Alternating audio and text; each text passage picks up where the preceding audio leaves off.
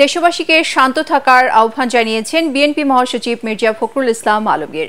নয়াপল্টনে বিএনপির কেন্দ্রীয় কার্যালয়ে কিছুক্ষণ আগে এক সংবাদ সম্মেলনে তিনি জানান, নজিরবিহীন আন্দোলন ও ত্যাগে দেশ রাহুমুক্ত হয়েছে। এ অবস্থায় বেগম খালেদা জিয়া সবাইকে ধৈর্য ধরার অনুরোধ জানিয়েছেন। কোনো সহিংসতায় জনতার বিজয় যাতে কেউ ছিনিয়ে নিতে না পারে সেজন্য সবাইকে সজাগ থাকার অনুরোধও জানান তিনি।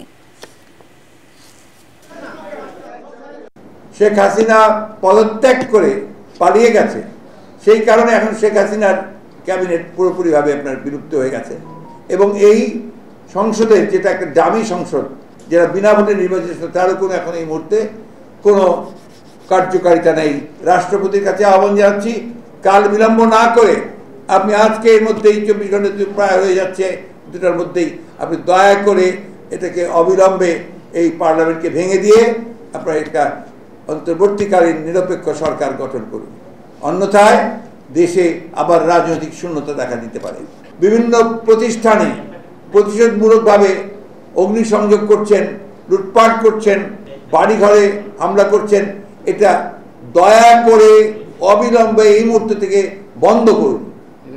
যারা এটা করছেন তারা কেউ এই আন্দোলনের লোক নন, তারা সবাই কিন্তু আপনার যারা আন্দোলনের বিরোধিতা করেছে তারা এবং তাদের লোকেরাই করছে। আপনাদের মাধ্যমে সারা দেশবাসীর কাছে অনুরোধ জানাচ্ছি, সেই সঙ্গে আমাদের দলের সকল নেতা কর্মীদেরকে আমি অনুরোধ করব যে তারা এই ব্যাপারে অত্যন্ত দৃঢ়তার সঙ্গে এদের বিরুদ্ধে প্রতিরোধ করে তুলে সমস্তকে একটা ঠান্ডা অবস্থায় তৈরি নিয়ে আসা করার জন্য যে ব্যবস্থা করে।